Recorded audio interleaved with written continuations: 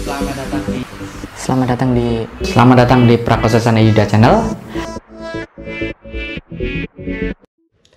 Halo, balik lagi di Prakosasana Yuda Channel. Kali ini kita akan bahas mengenai CSMS atau Contractor Safety Management System. Banyak yang bertanya apa sih itu CSMS, kemudian manfaatnya seperti apa, kemudian cara penggunaan sistemnya itu seperti apa. Sebelum kita lanjutkan, jangan lupa buat kalian untuk yang belum subscribe dan like video ini, kemudian share video ini agar channel ini bisa terus berkembang. Oke. CSMS itu atau Contractor Safety Management System adalah namanya juga CSMS ya, berarti sistem manajemen keselamatan kerja dari kontraktor. Jadi ini berfungsi sebagai kalau misalnya ada tender pekerjaan ya. Jadi ada kontraktor dia mau masuk ke tender pekerjaan, itu dia harus mensyaratkan dokumen CSMS. Jadi si owner ini, si pemilik pekerjaan ini, jadi dia bisa mengontrol gimana sih sistem manajemen kontraktor yang mau dia pakai untuk mengerjakan pekerjaannya, dan itu sangat membantu sekali. Jadi menilai kinerja sebuah kontraktor. Nah, penilaiannya itu diwujudkan dalam sebuah dokumen. Biasanya itu identik dokumen CSM itu identik dengan dokumen yang tebal, karena memang di dokumen CSM itu harus melampirkan sebuah evidence ataupun bukti-bukti bahwasanya sistem itu telah dijalankan. CSMS itu menjadi salah satu persyaratan di mana sebuah perusahaan jika mau menjadi rekanan kliennya atau perusahaan lainnya. Jadi sebagai filter di situ dalam sisi K3-nya. Apa saja sih tahapan dari Contractor Safety Management System? Jadi yang pertama adalah penilaian risiko. Di mana di sini sebuah pekerjaan apabila akan ditenderkan itu akan dilakukan risk assessment. Jadi apakah itu kategori resiko ringan, resiko sedang, atau resiko tinggi. Jadi di situ ada dikelompokkan masing-masing.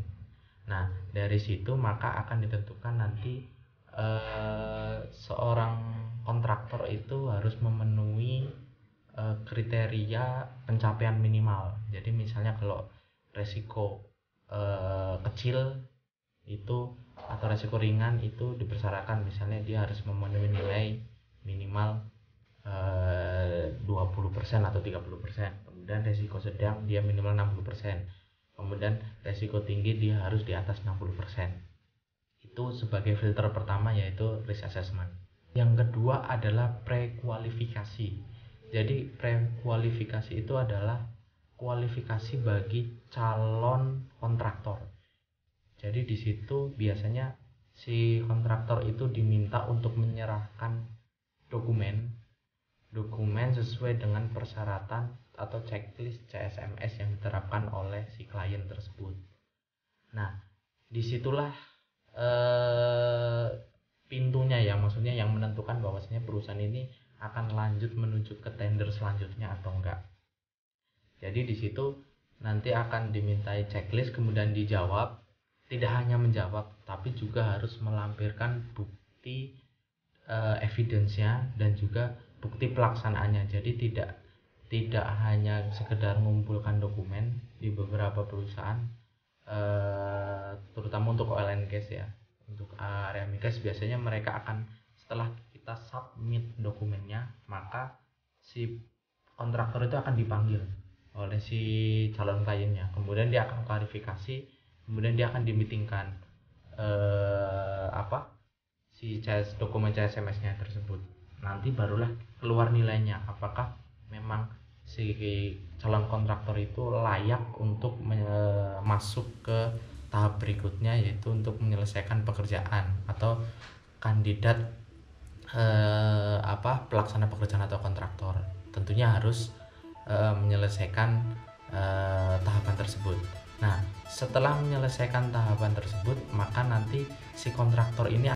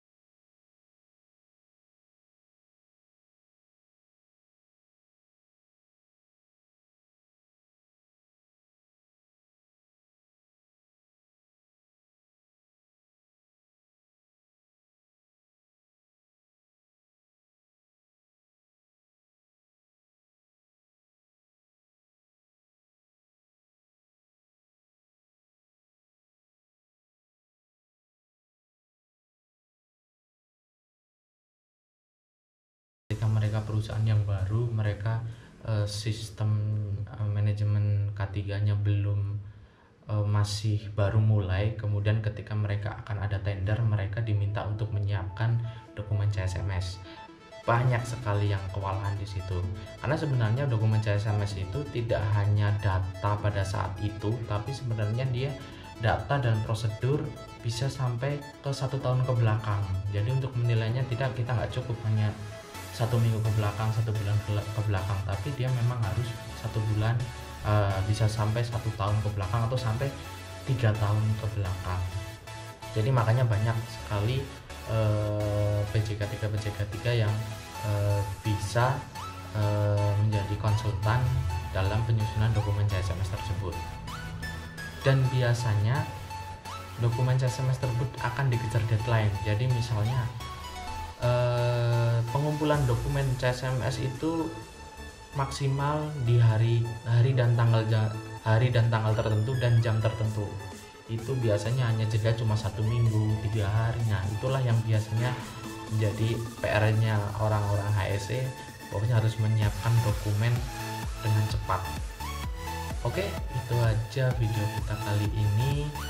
Buat kalian yang belum subscribe channel ini, segera subscribe, kemudian bunyikan tombol lonceng, kemudian jangan lupa share video ini. Jangan lupa buat kalian yang punya pertanyaan bisa komen di kolom komentar, dan sampai jumpa di video selanjutnya.